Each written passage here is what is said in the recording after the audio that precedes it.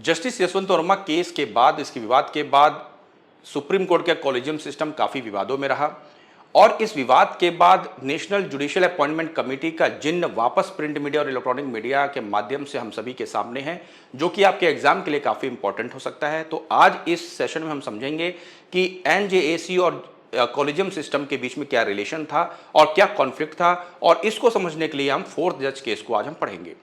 तो एनजेसी की शुरुआत तब मानी जाती है 2002 में, जब एनडीए गवर्नमेंट ने आर वेंकट चलैया कमेटी को कॉन्स्टिट्यूट किया। आर वेंकट चलैया कमेटी ने सेंट्रल गवर्नमेंट को रिकमेंडेशन दिया कि देश में जुडिशियल अपॉइंटमेंट होने के लिए एक नेशनल कमीशन का होना आवश्यक है। इस कॉन्टेक्स्ट के अंदर 2014 के अंदर सेंट्रल गवर्नमेंट पार्लियामेंट से एक कॉन्स्टिट्यूशनल अमेंडमेंट एक्ट करती है, जिसे हम बोलते हैं 99th कॉन्स्टिट्यूशनल अमेंडमेंट एक्ट। और इस संविधान संशोधन से हमारे कॉन्स्टिट्यूशन के अंदर 3 चेंजेस किए गए। पहला, एनजेएसी कब लाया गया, यानी नेशनल जुडिशियल अपॉइंटमेंट कमीशन लाया गया, नेशनल जुडिशियल अपॉइंटमेंट एक्ट बनाया गया और कॉन्स्टिट्यूशन के अंदर 3 इंपॉर्टेंट आर्टिकल को जोड़े गए, article 124A, article 124B, article 124C। Article 124A NJAC यानी राष्ट्रीय न्यायिक नियुक्ति आयोग के कंपोजिशन के बारे में बताता है, उसकी संरचना के बारे में बताता है। आर्टिकल 124B एनजेएसी के फंक्शन के बारे में बताता है। आर्टिकल 124C पार्लियामेंट के पावर के बारे में बताता है कि पार्लियामेंट यानी संसद कानून बनाकर जुडिशियल अपॉइंटमेंट के प्रोसीजर को रेगुलेट कर पाएगी। और इस पूरे मामले को सुप्रीम कोर्ट के अंदर चैलेंज भी किया गया। Supreme court advocate on record association and others versus union of India के केस में सुप्रीम कोर्ट ने 5 जजेस की जुडिशियल बेंच बैठाई और इस एक्ट की, एनजेसी एक्ट और एनजेसी कमीशन की कॉन्स्टिट्यूशनलिटी को एग्जामिन किया। सुप्रीम कोर्ट ने क्या पाया? सुप्रीम कोर्ट ने अपने बेंच के मेजॉरिटी से यह फैसला लिया कि कंपोजिशन के अंदर, यानी एनजेसी के कंपोजिशन के अंदर टोटल 6 मेंबर होने थे, जिसमें 3 मेंबर जुडिशियल बॉडी से होने थे और 3 मेंबर नॉन जुडिशियल बॉडी से होने थे। तो जो जुडिशियल बॉडी से मेंबर होने थे एनजेसी में, उसमें एक सुप्रीम कोर्ट का चीफ जस्टिस और 2 सीनियर मोस्ट जजेस सुप्रीम कोर्ट के होने थे।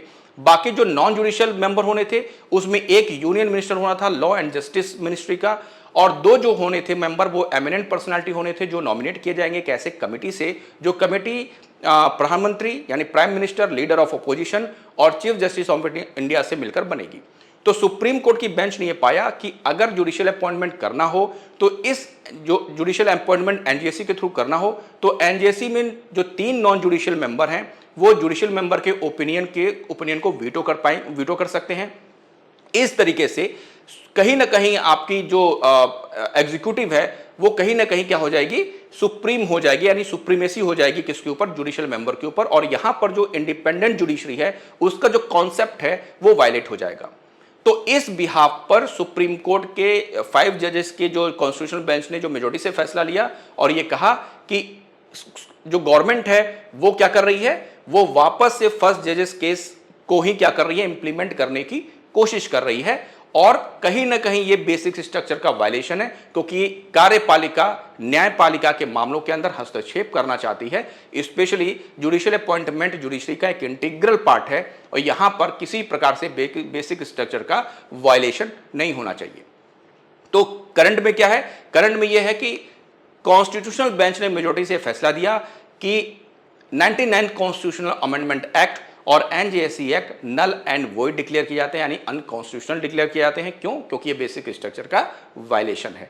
तो अभी फिलहाल में जुडिशियल अपॉइंटमेंट के लिए और जुडिशियल जो जजेस हैं, चाहे वो सुप्रीम कोर्ट के हों, चाहे वो हाई कोर्ट के हों, चाहे चीफ जस्टिस हो, चाहे अदर जजेस हों, इनका अपॉइंटमेंट करना हो या फिर इनका ट्रांसफर करना हो, ये दोनों रिकमेंडेशन अब कॉलेजियम सिस्टम से ही दिए जाते हैं। और ये भविष्य के गर्भ में है कि एनजेसी का भविष्य क्या होगा और कॉलेजियम सिस्टम का भविष्य क्या होगा।